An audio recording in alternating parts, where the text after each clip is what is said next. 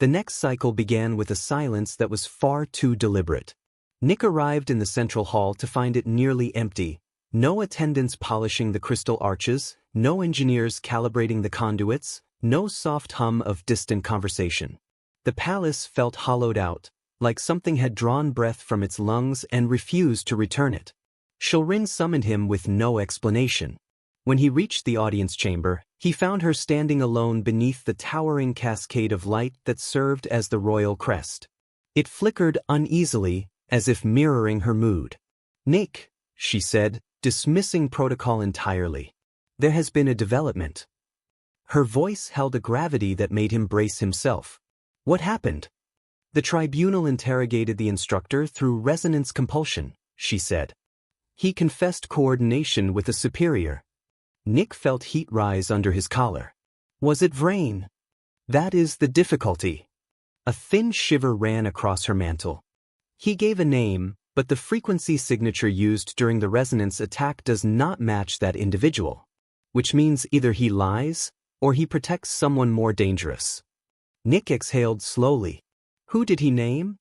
Shilrin met his gaze. "He named me."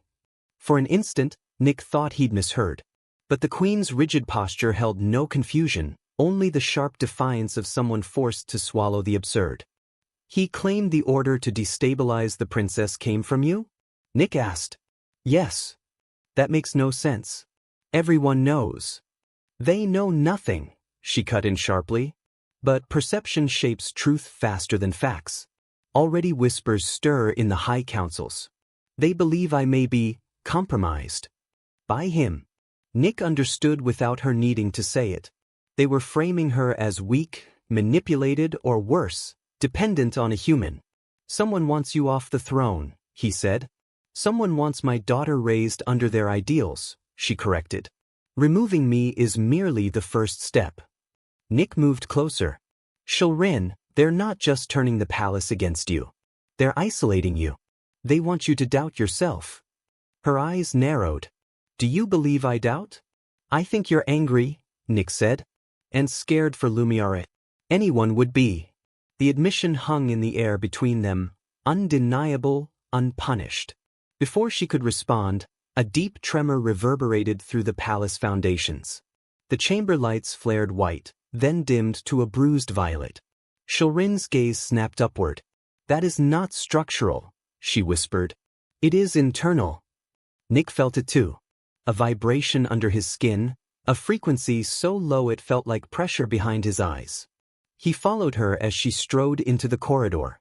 Taller doors parted at her approach, revealing the heart of the palace, the central nexus where resonance conduits converged. Normally it glowed with a serene, steady radiance. Now it pulsed with violent discord, colors fracturing like shattered glass. 3 guards lay unconscious near the entrance. Nick rushed to check them. "Alive," he said, "but unresponsive." "A resonance overload," Shilrin murmured. "Someone activated the conduits beyond safe limits. If it reaches critical peak, the entire palace could collapse." Nick scanned the interface panel. Someone locked the controls. "This is a remote override. And only one with Overseer command could." She didn't finish. She didn't need to. Vrain stepped from behind the central pylon, flanked by 2 elite guards whose expressions were disturbingly neutral. He inclined his head. "Your Majesty." "Human." Shilrin's mantle stiffened. "Step away from the controls." "I cannot," Vrain replied calmly. "Not until the air is removed from your influence." Nick took a protective half-step forward. "This doesn't just endanger Shilrin. You'll kill the entire palace." "Collateral loss is regrettable," Vrain said, tone devoid of remorse. "But the line must be safeguarded." Shilrin's voice turned lethal. "You believe you can claim the throne by orchestrating disaster?" "I believe," Vrain said, "that the Empire requires leaders untainted by weakness. Your reliance on this human has proven your unfitness." Nick approached the console, slow and measured, watching the fluctuating resonance levels. They were rising too rapidly. A full cascade failure was minutes away. "We can stop this," Nick said, eyes on Vrain. "Shut it down and we talk." There will be no talk. Vrain raised his arm, and his guards moved in simultaneous formation. Nick's instincts screamed a warning just as the first guard lunged. Shulrin moved with a speed Nick had never witnessed. She intercepted the strike, her mantle erupting in a brilliant flare that sent the guards skidding across the floor. Nick dodged the second, grabbing his arm and twisting him toward the wall with far more force than a janitor should have been capable of, but fear has always been a powerful source of leverage. Vrain used the distraction to trigger another override command. The conduits roared. Shulrin lunged at him, but a barrier field crackled to life, trapping her on the far side of the chamber. She struck it with enough force to shake the air. "Nick," she shouted, "you must stabilize the frequencies." He turned back to the console. He didn't know Zurkal systems with expert fluency, but he knew patterns, and he knew resonance. Lumiare's emotional signatures had taught him more about harmonic fluctuation than any manual could. He skimmed the control matrix, searching for the stabilizer nodal point. When he found it, buried beneath an emergency lockout, he smashed his palm against the panel and rerouted the main convergence coil. The conduits shuddered. Then the resonance spike broke, collapsing inward like a wave falling into itself. The chamber went quiet. Vrain stared at the panel, disbelief etched across his features. "Impossible. You are human." Nick shrugged, chest heaving. "I'm a janitor. We fix things." Shulrin's barrier field deactivated and she surged forward. Vrain reached for a concealed blade, but she caught his wrist mid-motion. For a moment, the two stood locked in a struggle of will and power. But only one of them had something worth fighting for. Shulrin wrenched the blade away and pressed him to the ground, mantle blazing with righteous fury. "You endangered my child. You endangered my people." Vrain spat in defiance. "Sentiment has undone you." "No," she said quietly. "It has saved us." Guards rushed in as the override collapsed fully. Vrain was dragged away, shouting prophecy of the Empire's decay, of rising traditions, of purity lost. Shulrin watched him go, expression carved from exhaustion and resolve. Nick stepped beside her, unsure whether to speak. She answered the silence first. "You risked your life," she said. "Not for duty. For us." Nick exhaled slowly. "I wasn't about to let him take what matters." Her gaze softened in a way that made his chest tighten. "You have changed more than my daughter's life, Nicholas Carter." He didn't trust himself to respond. She continued, voice low. "And the palace, no, the Empire, must now decide what future it chooses." Nick glanced at the dimming conduits. "Whatever they choose, you're not facing it alone." Shulrin's mantle shimmered with quiet acknowledgement. And somewhere deep within the palace, as stability returned and danger receded, Lumiare stirred in her sleep, unaware that the world around her had shifted, and the two adults who fought for her were no longer simply caretaker and queen. They were something far more dangerous to the old order. They were allies. Night on the Zurkal homeworld was never truly dark. Bioluminescent towers spiraled upward like luminous ribs, each pulse echoing the heartbeat of the capital. Nick walked through the palace's outer corridor beside Shulrin, their steps softened by the translucent floor that glowed faintly beneath them. The hour was late, and the queen had dismissed half her retinue without explanation, choosing instead to escort Nick to the restricted engineering wing herself. He sensed her tension long before she spoke. "You said the destabilization may have come from an external frequency," she murmured. "If that is true, then someone infiltrated a secure system." Nick nodded. If they didn't alter the environment directly, they could have manipulated the resonance generators remotely. But to do that, they'd need access codes. "Codes only highest-ranking officials hold," she finished. Her meaning wasn't lost on him. The list of suspects had shrunk from dozens to fewer than 5. They stopped outside the resonance generator vault, the tall doors shifting open with a deep chime. Inside, rows of crystalline conduits glimmered with flowing energy, beautiful and unsettling, like frozen lightning. A single engineer remained on duty, a quiet figure who bowed deeply before retreating at Shulrin's gesture. Nick approached the central platform, scanning the control display. If someone injected a destabilizing frequency, the system should have logged it.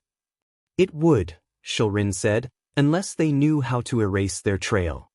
Nick tapped the interface, pulling up the previous cycle's data.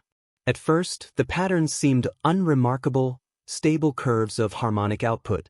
But then, nestled between two regular pulses, a spike appeared. Thin. Precise. Deliberately masked. There, Nick said, point.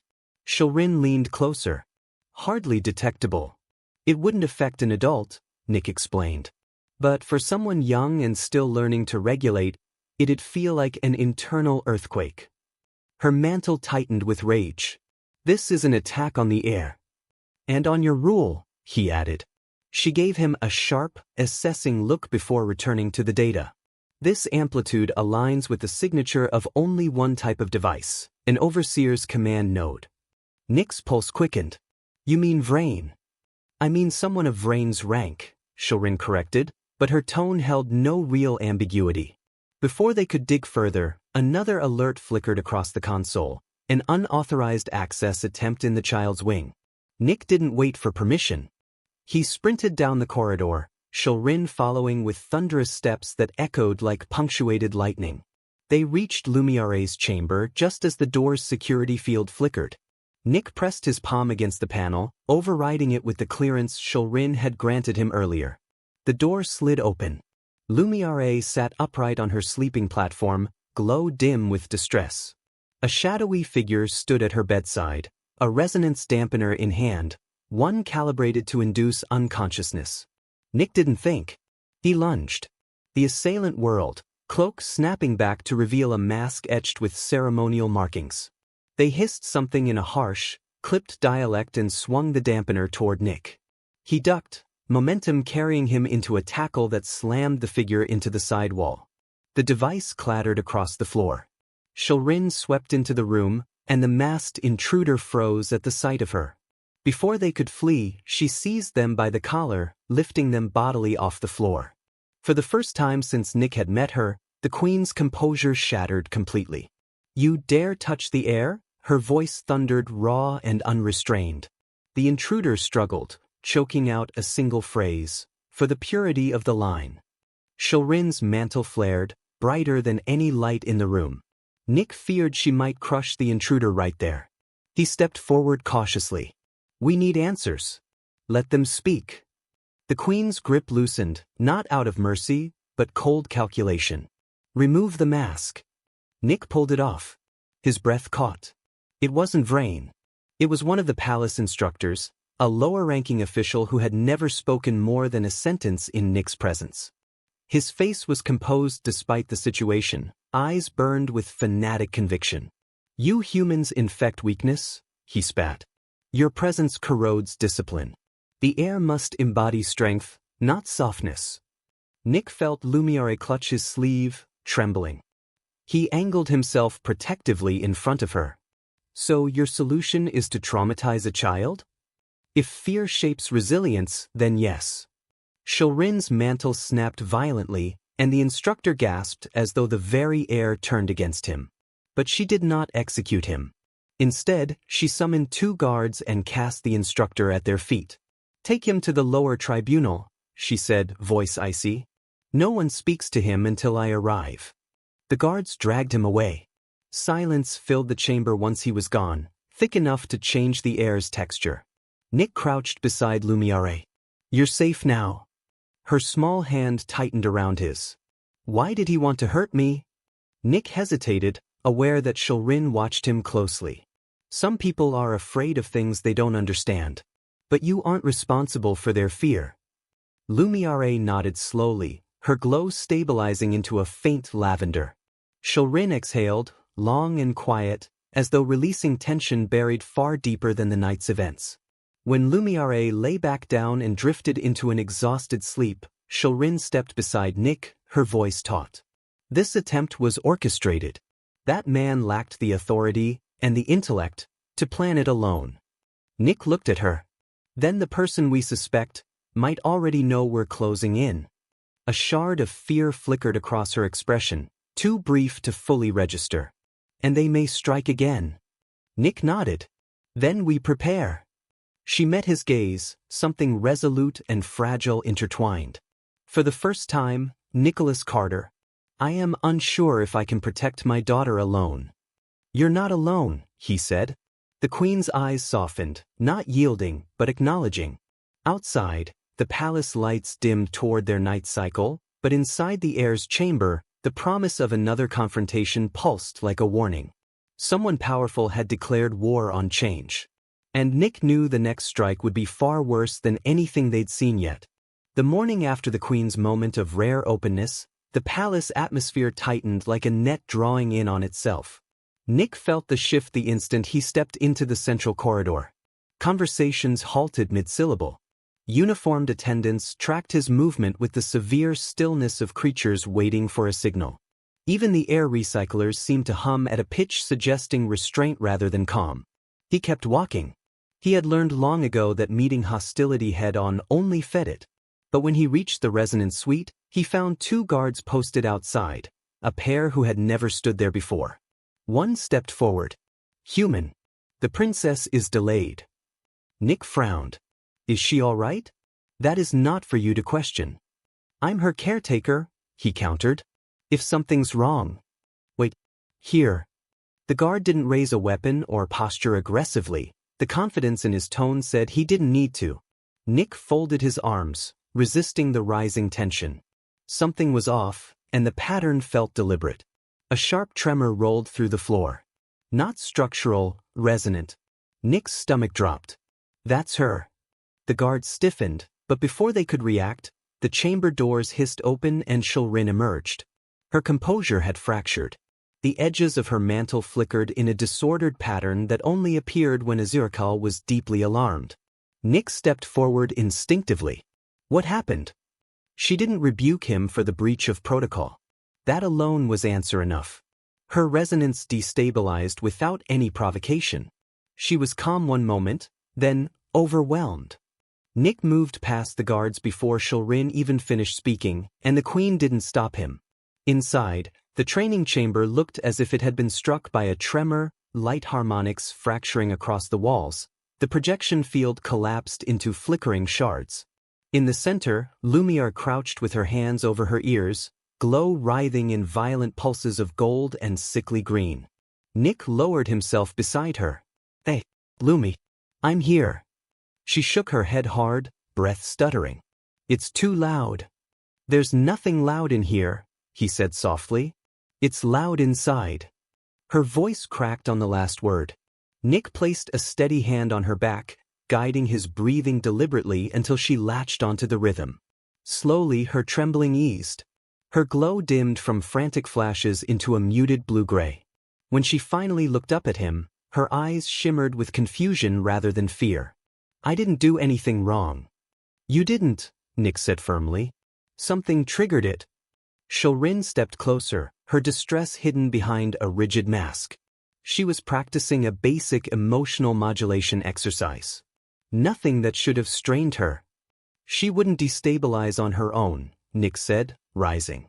This is either environmental or intentional. Shulrin's crest folded inward, a gesture that conveyed both agreement and fury. You believe she was targeted again? Nick didn't have to answer. The sabotage in the prior sessions still lingered in both their minds. Before he could examine the room further, Command Overseer Vrain entered, the same noble who had confronted him in the refectory. His presence chilled the space instantly. Your Majesty, Vrain said, bowing smoothly, I received reports of a disturbance and came at once. Shulrin's eyes narrowed imperceptibly. How fortunate. Vrain's gaze flicked to Nick, then to the trembling remnants of the projection field. It appears the humans' methods continue to destabilize the air. Nick stepped forward. That's not what happened. I speak only from observation, Vrain replied mildly. The princess thrived under traditional guidance until emotional indulgence disrupted her discipline. Nick's jaw tightened. Her resonance destabilized before I even entered the room. You know that. Vrain tilted his head, voice softening as though offering concern. It is understandable that a human might feel overwhelmed by the complexity of Azurkal development. There is no shame in acknowledging limits. Shilrin's mantle snapped with a sharp pulse, silent to humans, unmistakable to Dipple. A warning. The human's involvement has improved her stability, she said coldly. If you question that, you question my judgment. Vrain bowed again, but the movement felt rehearsed to the point of mockery. I question nothing, my queen. I only offer counsel. Nick wasn't fooled. Neither was Shilrin. After the overseer left, Nick turned back to the fractured resonance field. Something caused that spike. Maybe a hidden stimulus, sound, frequency, projection changes. Shilrin considered him. You believe someone engineered the incident? I do, he said. And they want it to look like I caused it. Her silence held the weight of a monarch trying to gauge the cost of trust. For a moment, Nick wondered whether she would retreat behind rank and duty again. But instead she said quietly, then we must uncover who. Nick nodded. And quickly. Lumi's caught in the middle. Shilrin looked toward her daughter, who had curled against one of the softer resonance cushions, exhaustion finally overtaking fear. A rare expression crossed the queen's face, one Nick had only seen a handful of times. Worry, unshielded. She deserves more than shadows and schemes, the queen murmured. She deserves safety, Nick said. And so do you. Shilrin's gaze flicked back to him at that last part, startled by the implication he hadn't meant to voice aloud. She studied him as though weighing an answer she couldn't yet give. Just as Nick turned to begin analyzing the shattered projections, a faint vibration pulsed beneath the floor, barely perceptible, but unmistakably deliberate. A signal. The test. The threat. He met Shilrin's eyes. This isn't ending. It's escalating. And whoever orchestrates it grows bolder, she whispered. Outside, the palace continued its silent performance of order. But inside the resonance chamber, Nick felt the truth settling like a storm forming around them. Someone was willing to endanger the princess to remove him. And they were running out of time to stop whoever it was. Nick had expected resistance eventually, but he hadn't expected it to manifest so quickly or with such precision. Word of his involvement with the princess spread through the palace faster than any official notice could. By the end of the first rotation, curious stares had sharpened into wary glances, and wary glances into quiet hostility. Humans performed maintenance. They did not influence royal heirs. The tension became unmistakable when he entered the palace refectory for a quick lunch. Conversations hushed. A cluster of Takal attendants shifted away from him as though his presence distorted the air. Even the servitors seemed to hover at a more cautious distance. Nick grabbed a nutrient pack from the dispenser and took a seat in an empty corner. He'd spent years ignoring prejudice that stemmed from ignorance or habit, but the weight of so many eyes assessing him for threat or incompetence made his skin crawl. Before he could take a sip, a tall, silver-carapaced noble approached, flanked by two lesser-ranking aides. Human, the noble said, voice smooth and cold.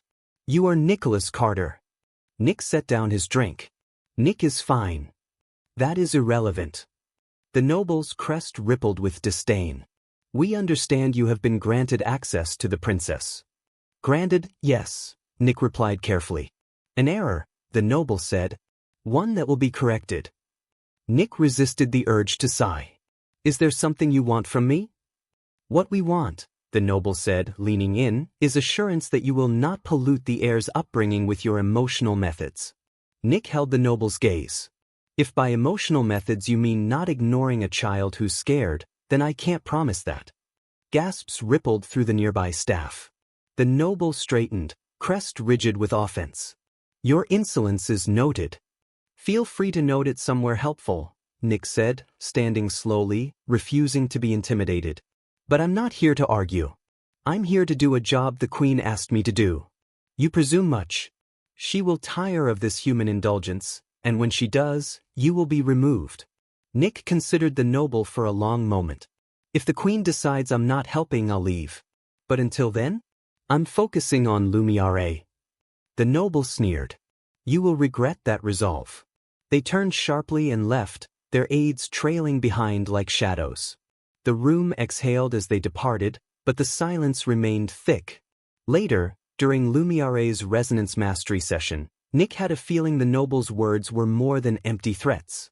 The lesson began smoothly. Lumiere traced her hands through a swirling projection of harmonic waveforms, matching their frequencies with her emotions.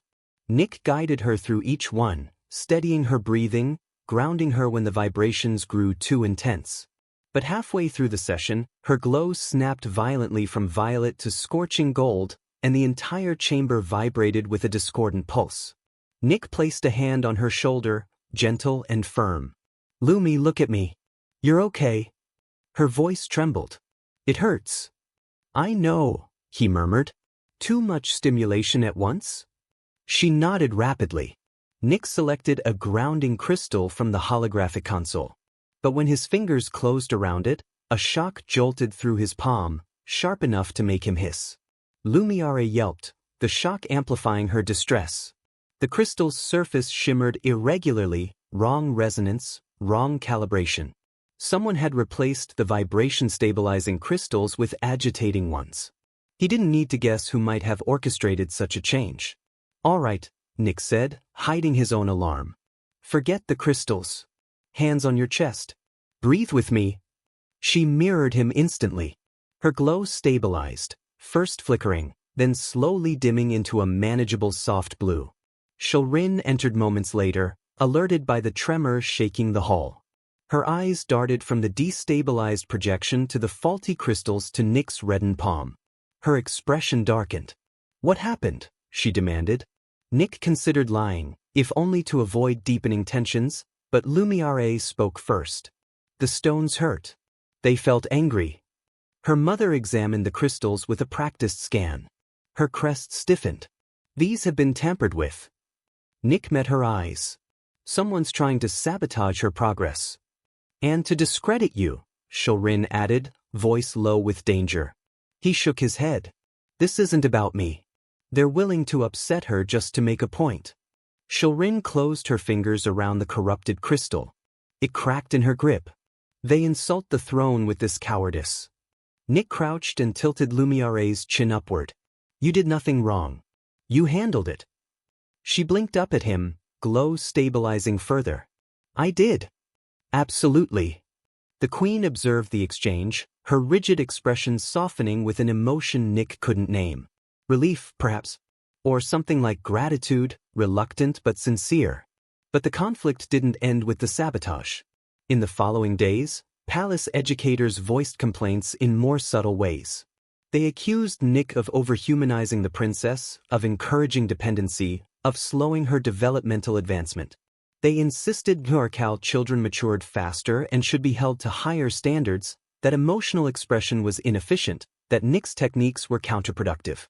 They delivered these critiques with professional courtesy but unmistakable contempt. Nick endured each meeting with calm patience, though every accusation tested his restraint. He countered with observed progress, documented resonance stabilization, and Lumiere's reduced outbursts, but logic alone couldn't undo prejudice. He felt the pressure building, not only on himself, but on Lumiere and even the Queen. The Empire demanded strength and composure, not vulnerability or unconventional methods. Nick's presence challenged long-standing beliefs, and resistance was growing.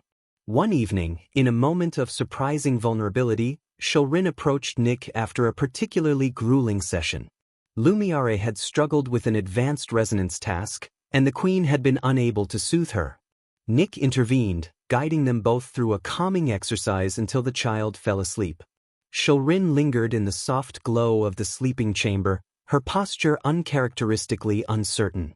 "You make it appear so effortless," she said quietly. "Reaching her. Seeing her." Nick shook his head. "It's not effortless. Just practice. And patience. She wants to be understood." Shulrin lowered her gaze. "I do not always know how to reach her." "You're trying," Nick said. "That matters more than you think." The Queen absorbed his words without deflecting. A rare silence settled between them, gentler than before. As he left the chamber, Nick sensed that something fundamental had shifted again. He wasn't just challenging palace tradition anymore. He was changing the Queen's understanding of her own child. And the palace, with all its power and pride, would not accept that change quietly. The first morning of Nick's new role began without pomp or ceremony. A simple directive awaited him in his inbox: report to the princess's private learning chamber, and that was that. No training session, no roster of rules, no mentor. Just a quiet, implicit expectation that he would somehow succeed where so many before him had failed. He suspected this was less oversight and more a silent admission that no one truly knew how to handle Lumiere. When he arrived, the learning chamber glowed with soft ambient light that shifted in slow gradients, designed to keep Zarkal children focused. Lumiere sat at a floating desk surrounded by a constellation of holographic glyphs representing her morning lessons. Her task was simple: match each glyph to its corresponding elemental frequency. Instead, she was tapping them one by one, watching them wobble out of alignment, her glow flickering with restless frustration. Shilrin stood nearby, arms crossed, her regal posture rigid. "She refuses to complete the sequence," the queen said without looking at him. "She knows the material. She simply will not focus." Nick stepped beside the desk and crouched to Lumiere's level. "Hey," he said softly. "Too many things happening at once?" Her tiny crest fluttered, a sign of agitation. "They hum too loudly," she murmured. "They pull at my head." Nick listened to the faint tonal vibrations of the glyphs, a shimmering resonance that indeed felt a bit like psychic static. He didn't have the Zarkal sense receptors for it, but even he found the sound mildly irritating. "All right," he said, and lifted a hand toward the holographic console. "Let's try this." He dimmed the glyphs one by one, reducing their chorus to a manageable trio. The air pressure steadied as Lumiere's glow shifted from a stuttering red to a calmer lavender. "Better?" he asked. She nodded, then surprised him by taking his wrist and placing his hand above the hologram. "You help me," she said, as if this were obvious. Before Nick could respond, Shilrin spoke sharply. "She must learn independence. She cannot rely on others to regulate her resonance." Nick rose slowly, turning to the queen. "With respect, Your Majesty, independence comes from understanding, not from forcing her through discomfort she can't yet process." Shilrin's jaw tightened. "Humans coddle their young. Humans support their young," he corrected gently. "Just because she's powerful doesn't mean she's ready to face everything alone." The queen's eyes glimmered with a tension he was beginning to recognize, fear masked as impatience. She said nothing further, which Nick chose to interpret as permission. He returned to Lumiere's side. "Let's take it one at a time," he said. "Touch the glyph. Tell me what it feels like." The small princess pressed her fingers to the shimmering icon, and the air thrummed. "Cold," she whispered, "like a river stone." "Good," Nick said. "Now find the symbol that feels the same." Slowly, carefully, she reached for another icon. When the tones aligned, both glyphs dissolved into a bright stream that circled her hand before vanishing. Lumiere gasped with delight. For the next hour, they worked through the lesson at her pace. She made mistakes, grew frustrated, nearly set a cushion on fire, but each time Nick coaxed her back from the edge. He taught her breathing patterns, grounding techniques, even a human trick he'd used with Mia, pressing one hand to her chest and naming the feeling aloud until it loosened its grip. Shilrin watched all of it. Her posture remained stiff, but her gaze softened with reluctant curiosity. When the final glyph dissolved, Lumiere sagged with tired satisfaction. "I did it," she whispered, sounding astonished. "Yes, you did," Nick said. "And you can do it again tomorrow." She reached up, touching the sleeve of his shirt, a tiny gesture of connection. Nick held still, letting her initiate the contact. Zilal children bonded through touch, and this was the first sign she considered him safe. The queen's voice broke the moment. "She learns too slowly." Nick turned, startled. "Slow compared to whom?" "Her father," Shilrin said, her expression remote. "He mastered resonance control before his third cycle. The court expects the same from her." Nick exhaled. "Expectations don't raise children. People do." The words hung in the air like a challenge neither of them wanted to acknowledge. Later, when the lesson ended, Nick escorted Lumiere to the quiet garden veranda outside her chamber. She paced among the floating flowers, their petals shifting color to mirror her glow. "Mama is sad," she said suddenly. He looked down at her. "What makes you think that?" "She hides her colors." Nick hesitated. He had no idea how Zircal adults signaled emotional repression, but coming from Lumiere, it sounded accurate. "Your mother cares about you," he said. "She wants to help you even when it's hard for her to show it." The child's glow dimmed. "I break things." "You're learning how not to," he said. "That's what matters." She looked up at him with wide, searching eyes. "Will you stay?" A simple question, but one that bore more weight than she understood. Staying meant more than hours spent in lessons. It meant stepping deeper into a life that didn't belong to him. It meant becoming responsible for a child whose smallest emotional shifts could destabilize an entire room. It meant accepting that Mia's world might soon be tangled with palace politics. But looking at Lumiere, hopeful, scared, trying so hard, Nick found he couldn't lie. "I'll stay as long as I'm allowed," he said. Her glow brightened in a soft, grateful pulse. Behind them, Shulrin stood in the doorway, silent, unreadable. She had witnessed the exchange, and something in her expression had changed. No longer mere curiosity. Something closer to recognition. Or relief. Nick wasn't sure which unsettled him more. As he led Lumiere back inside, he felt the pull of the palace tightening around him, binding him to responsibilities he hadn't sought but could not now abandon. The path ahead was clearer than yesterday, yet far more complicated. And somewhere beneath the crystalline floors, he knew this fragile progress could shatter with a single misstep. Nick arrived at the palace before the sun had fully crested the horizon, its pale light draping the crystalline towers in cool hues. The early hour did nothing to soften the palace's grandeur or its tension. The air felt charged, as if aware that today carried more weight than routine maintenance. Guards at the entrance studied him longer than usual, their compound eyes narrowing with curiosity or skepticism. He wasn't sure which. They allowed him through without comment, but their silence felt like another kind of scrutiny. Inside, the corridors hummed with subdued activity. Servitors floated by with trays of diagnostics, whispering in electronic chirps. Advisors stood in clusters, muttering into their data slates. Every face seemed drawn tight, every gesture clipped. Word had spread quickly that the Queen had summoned a human worker for reasons no one could explain. Nick kept his stride steady. He reminded himself that he had dealt with unpredictable nobles before, cleaned the aftermath of their tantrums, learned to avoid attracting attention from those whose moods were more dangerous than their weapons. But this felt different. The Queen's request had been pointed, deliberate. He couldn't shake the memory of her gaze, measuring, calculating, hopeful in a way she tried to conceal. At the threshold of the royal nursery, he paused. The door was crafted of semi-organic crystal, pulsing faintly like the heart of some sleeping beast. A guard motioned him forward. "Her Majesty awaits inside."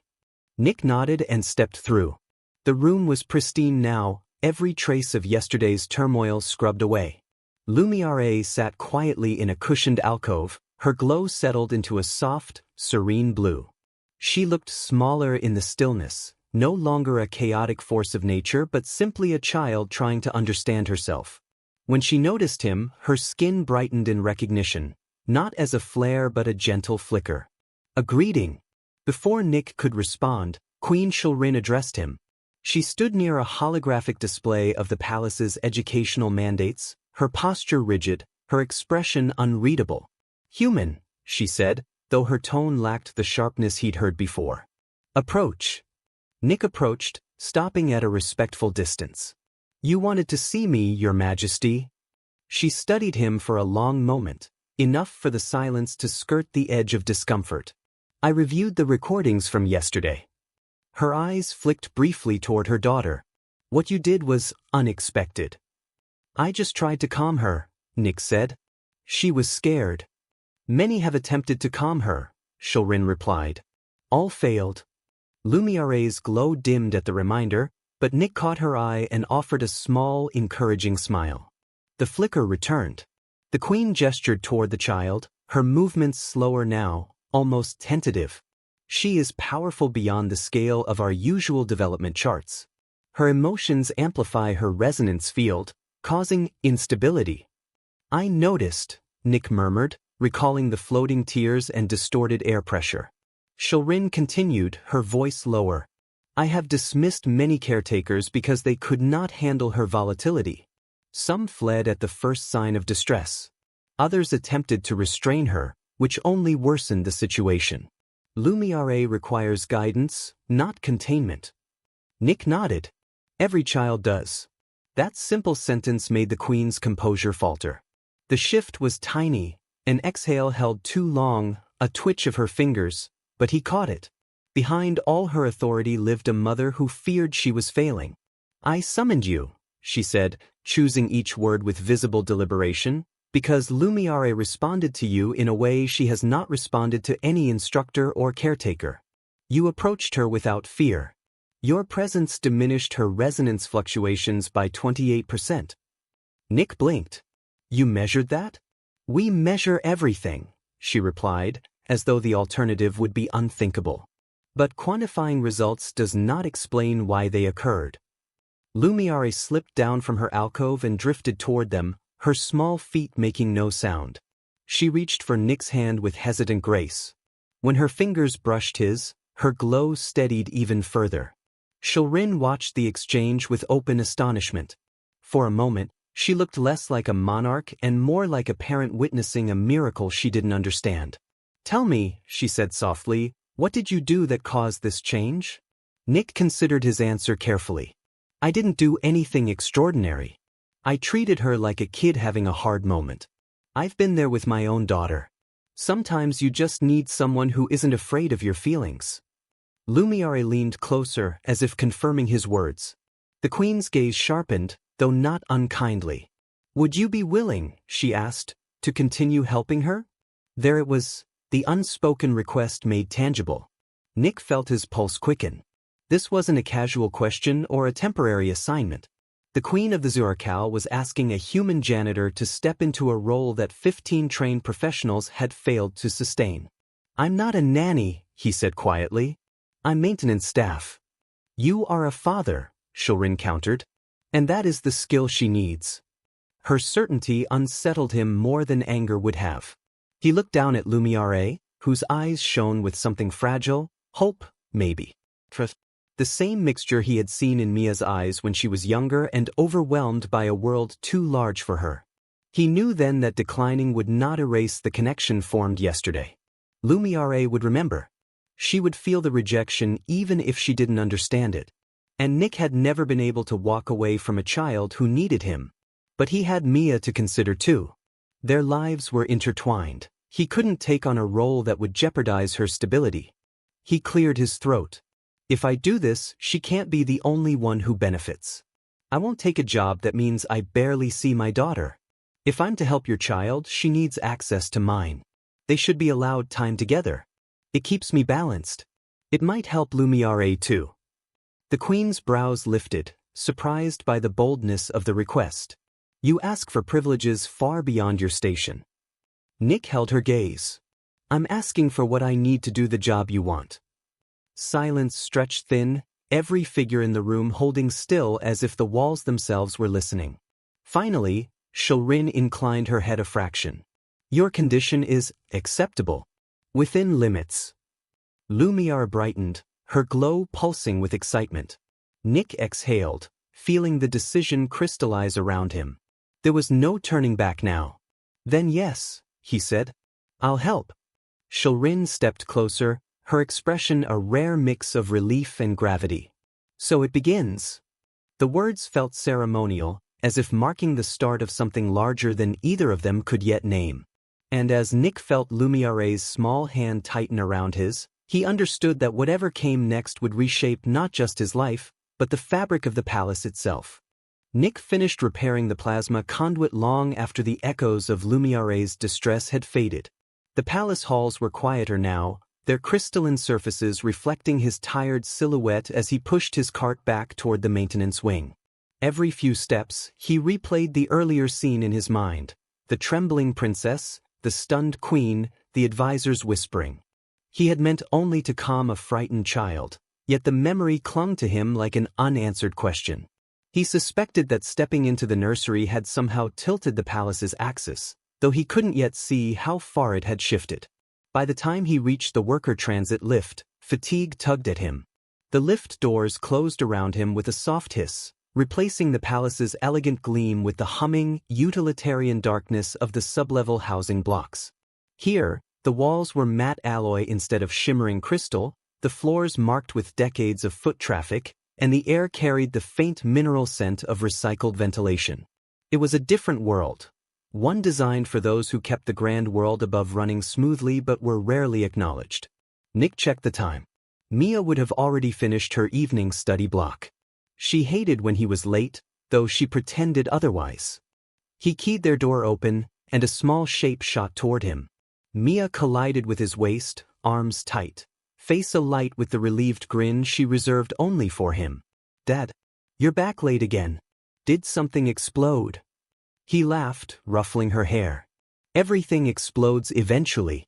But this time it was just a leaky conduit. Nothing dramatic. Her eyes narrowed with familiar mischief. "You're a terrible liar. You have the look." "What look?" "The one where you're pretending things are fine so I won't worry." Nick opened his mouth, ready with the usual deflection, then hesitated. Mia's perceptiveness was one of the things he adored about her, and one of the things that made hiding stress almost impossible. He sat on the edge of their small couch, and she hopped onto the armrest near him. "There was a situation," he admitted. "A small one." "With the palace kid?" She asked it casually, but Nick caught the edge of curiosity in her voice. Human children rarely got close to Zurkal nobility. Most only knew the princess through sensational news stories about incidents and employment casualties. "Yeah," he said. "Princess Lumiere had a rough day. I happened to be there." "You calmed her down, didn't you?" "I tried." "No," Mia said confidently, "you did. You always do." Nick wasn't sure about that. He knew how to steady Mia through meltdowns, nightmares, school stress, and he had years of practice, love, and a bond no palace could replicate. Lumiere was an entirely different universe. Alien physiology, alien culture, alien expectations. Still, her small glowing face had reminded him of Mia as a toddler, overwhelmed, ashamed, wanting to be good but unable to contain her feelings. He brushed a hand over his eyes. "It's complicated." Mia nudged him. "Are they gonna fire you?" "Unlikely. I was there as maintenance." "But you went into the nursery," she countered. "That means you stood out. Standing out in royal places is never good or never boring." Nick let out a sigh that sounded too tired for someone only in his 30s. "There's a chance they might ask me to help again." "Help how?" "I don't know yet." That was the truth. Maybe nothing will come of it. But he doubted that. The Queen's gaze had held too much calculation, too many possibilities. Nick had spent enough time around powerful beings to recognize when someone was forming plans that involved him. Mia studied him, then rested her head on his shoulder. "You should do whatever keeps you safe and happy." He wrapped an arm around her, grateful for her quiet steadiness. She rarely asked for more than he could give. She never complained about living far from Earth, in a cramped unit beneath a palace that glittered with wealth they'd never touch. She accepted their life as it was, even when it wore him down. He wished he could give her more certainty, but the universe was never inclined to cooperate. Later that night, after Mia drifted to sleep, Nick sat at the small metal table by their kitchenette, staring at a cold mug of tea. He told himself the palace would forget the incident by morning. Yet doubt gnawed at him. He had seen the Queen's expression morph from irritation to astonished recognition. She had watched him interact with her daughter as though witnessing the solution to a problem she'd been unable to solve. And he had seen something else: fear. Not fear of him, but fear of failing as a parent. He understood that intimately. A tone chimed from his wall console. Nick straightened, heart beating faster. Messages at this hour were never casual. He tapped the display, revealing a formal directive signed by the palace marshal. Maintenance worker Nick Carter.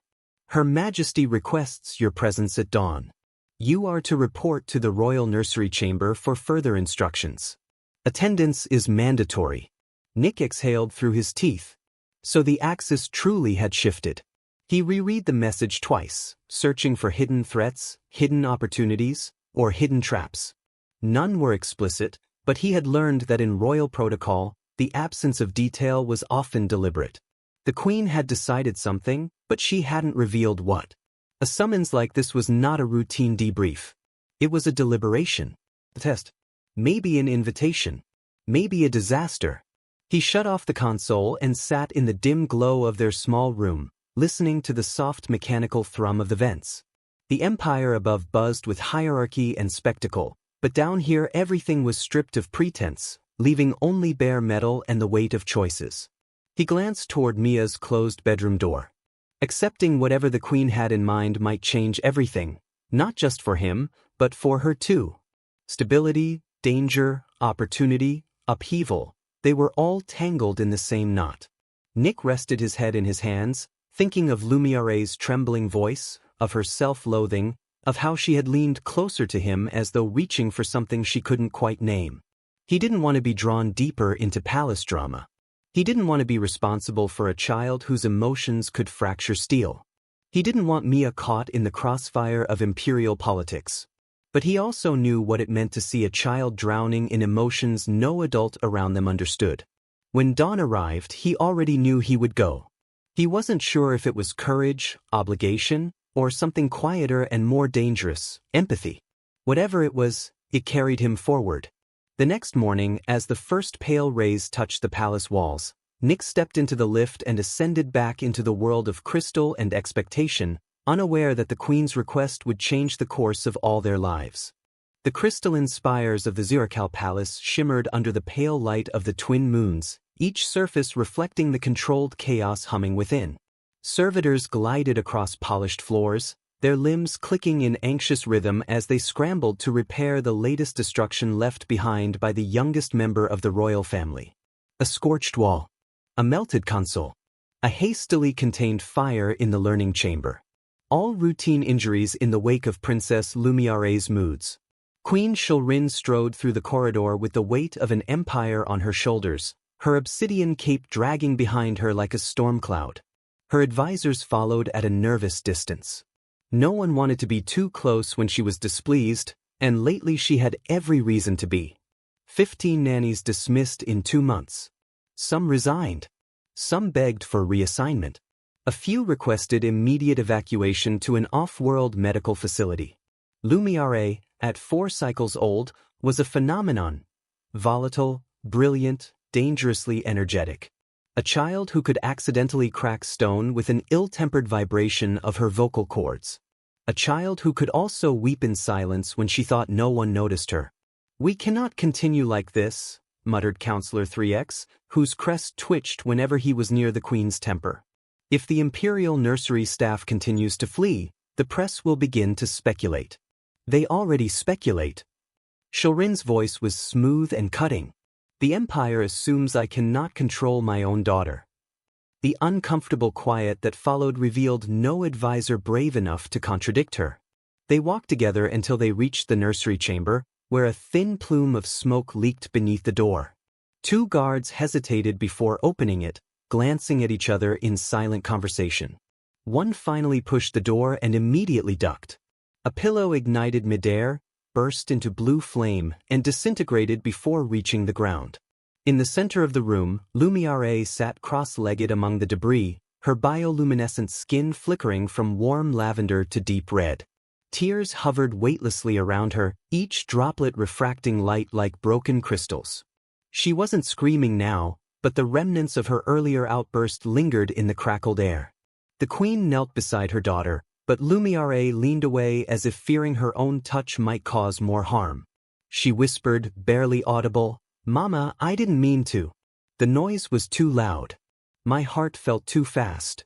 Shulrin's stern expression softened, but only slightly. "Your emotions are powerful. That is not shameful. But you must learn to control them." The princess sniffled. "No one wants to stay with me." The words landed heavily. Even the advisors shifted uncomfortably, aware of how true they were. A chime crackled over the chamber's intercom, followed by a strained voice. Your Majesty, sanitation reports an emergency in hallway C12. A leak in a plasma conduit. Shilrin exhaled sharply. Send a repair drone. Drones won't operate near the princess's resonance field. It requires manual correction. A muscle in her jaw tightened. Very well. Have someone clean the corridor. Quietly. The someone in question was already on his way, tugging a utility cart laden with patching tools and sensor tablets. Nick Carter checked the readout as he approached C12, wiping sweat from his brow with the back of his sleeve. Night shifts in the palace often came with unpredictable messes, alien fluids, malfunctioning devices, biohazards varying in viscosity and color, but plasma leaks were rare enough to be interesting and dangerous enough to pay bonuses.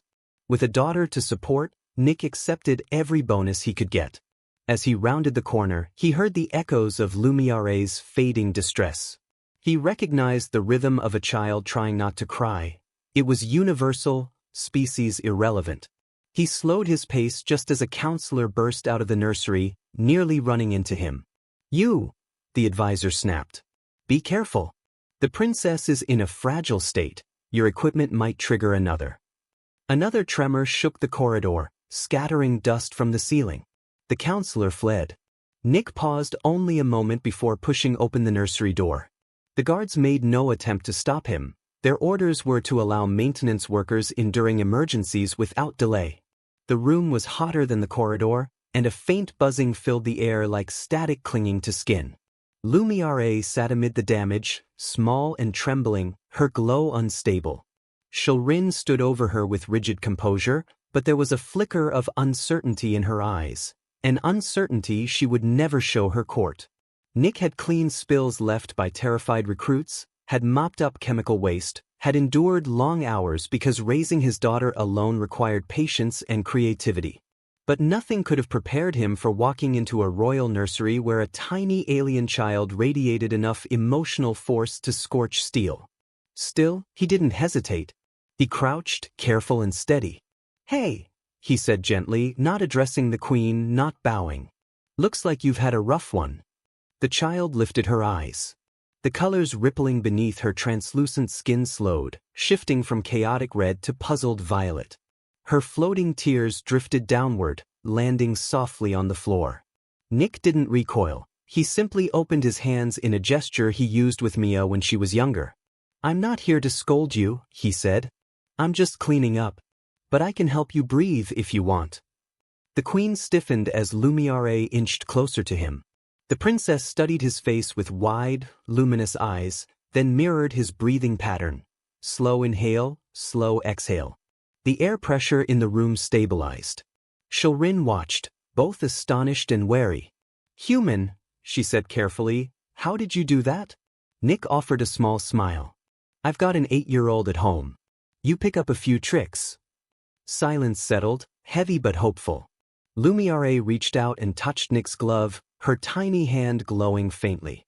For the first time that day, she didn't look afraid of herself. A moment later, one advisor whispered from the doorway, Your Majesty, perhaps we should retain him. The queen's gaze narrowed, thoughtful. For the first time since the staff crisis began, she allowed herself the smallest ember of possibility, fragile, but alive. The palace needed stability. Her daughter needed understanding. And this human janitor, inexplicably, might hold the key to both. Nick rose, unaware of the gravity of the moment, and prepared his tools. Tell me where the leak started, he said. I'll take care of it. But Shilrin's eyes were no longer on the broken conduit. They were fixed on him, weighing an unexpected and monumental decision. Something had shifted in the room. Something irreversible.